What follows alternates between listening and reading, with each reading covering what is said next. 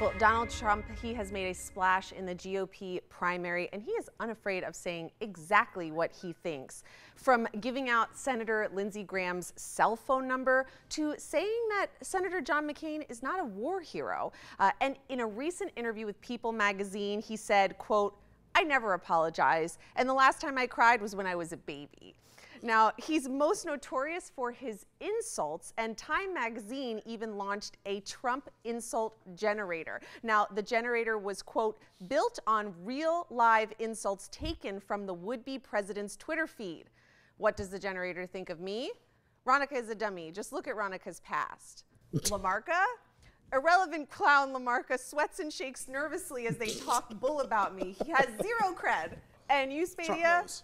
Spadia works really hard, but is a guy who just doesn't have it. A total loser. Okay. Well, it's all fun and games, but organizational psychologist Dr. Michael Woodward, who goes by Dr. Woody, he says that all of this is a problem and actually believes that Donald Trump is killing civility in America. He's in studio with us today via Skype to discuss. So, Dr. Woody, thank you for being with us. My first question for you is, though, is it really fair to blame Donald Trump for this? Isn't this part of politics as usual? Here's the thing. Civility's been in decline for quite some time, and there's definitely data behind it. And just to share with you a couple fun facts, for about 5 years, there's been an annual survey called Civility in America that's been conducted by Weber Shandwick and Pal Tate.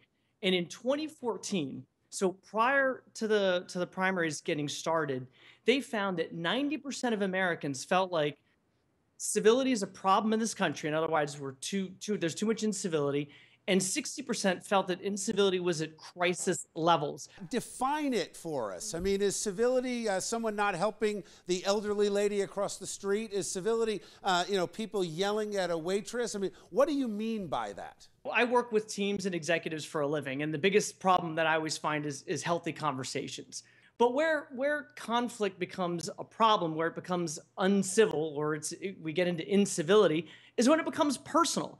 There's no reason to attack the way someone dressed, the way they look, how they're acting, attacking the individual for things that aren't necessarily relevant to the conversation. Trump, for some people, crossed the line by saying that McCain was not a war veteran, because while Trump avoided the Vietnam draft, was getting his Ivy League degree, meanwhile, at the same time, McCain was in a North Vietnamese prison cell being tortured. Again, it veers off the issues in the conversation. It's a distraction, and it's totally unnecessary. He still has the opportunity to switch back towards issues, because a lot of times when he does speak to issues, it starts to resonate. He's an outsider, I think, is what people like more than what they like about the... Whatever that balance is, he's been the front runner for an awful long time. So Sure.